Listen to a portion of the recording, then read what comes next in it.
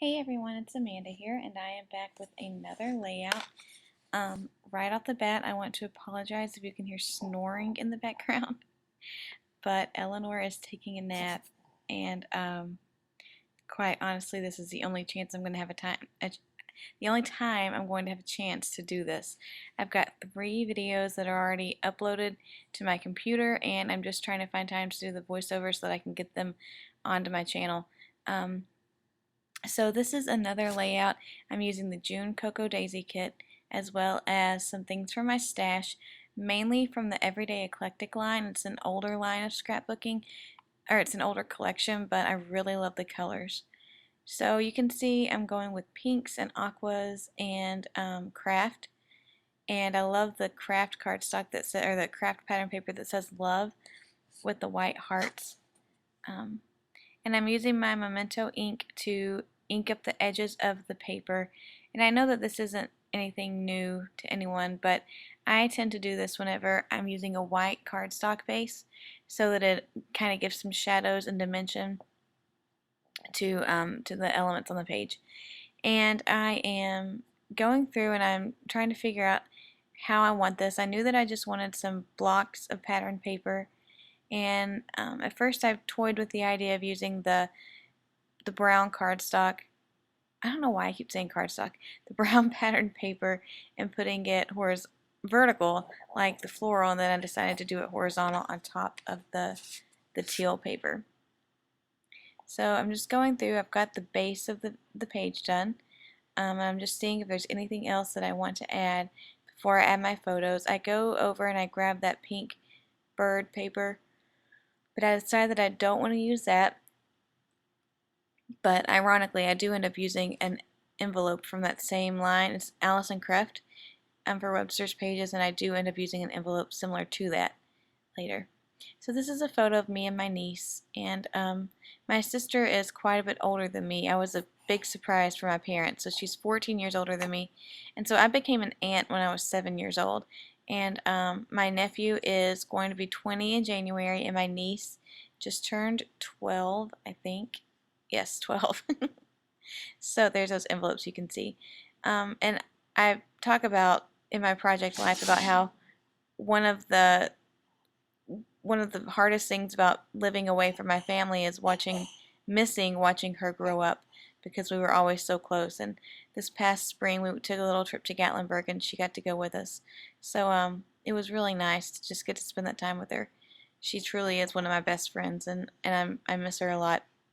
So one thing that I do on my pages, if I don't sew around it, I crinkle up the edges, and I love how it brings the paper up off the page and it adds that extra element of dimension to it without having to do a lot.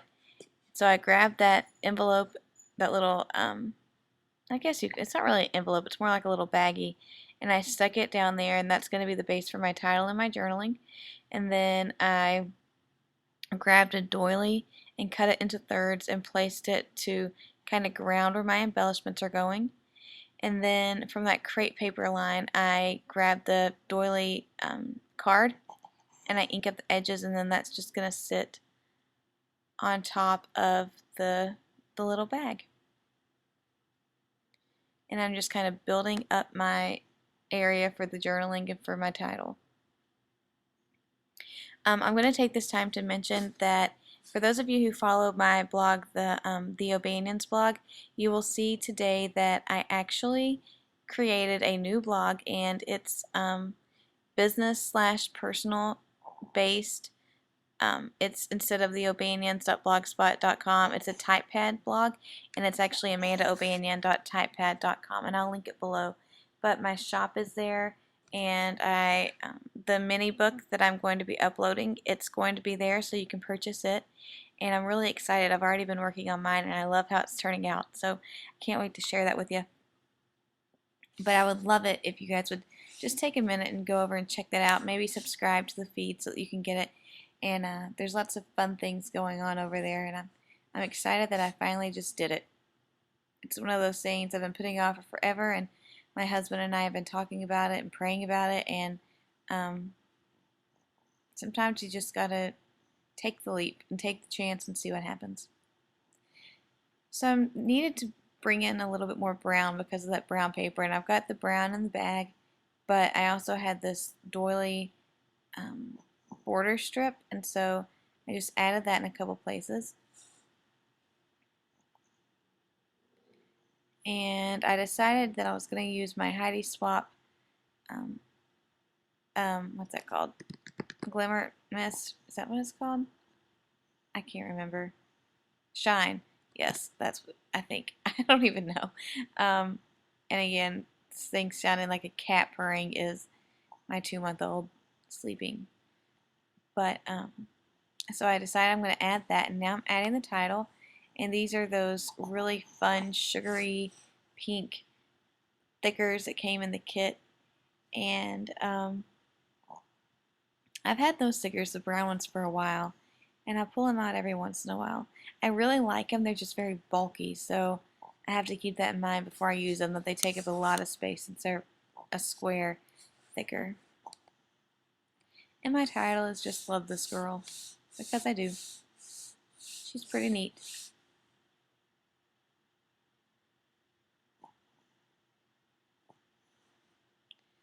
Alright, so there's me being crazy and having to clean up as I go. You get to watch me fight with the thicker package. There we go.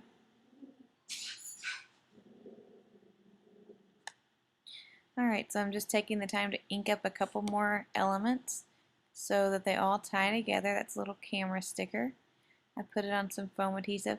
I also put the Love This Photo sticker on some foam. And these are by, oh, trying to see if I can see. I can't tell who they're from. They're like jeweled dots, kind of like an enamel dot, but they're a little bit more textured, and the colors are different. And I think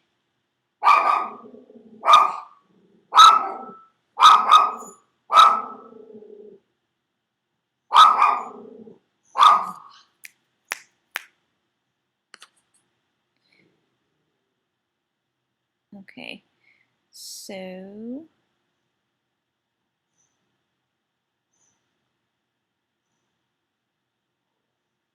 alright, I'm adding that geotag there. At this point, I'm just going through all the embellishments that I pulled out, seeing what I want to use, what I think will be a good fit on the page.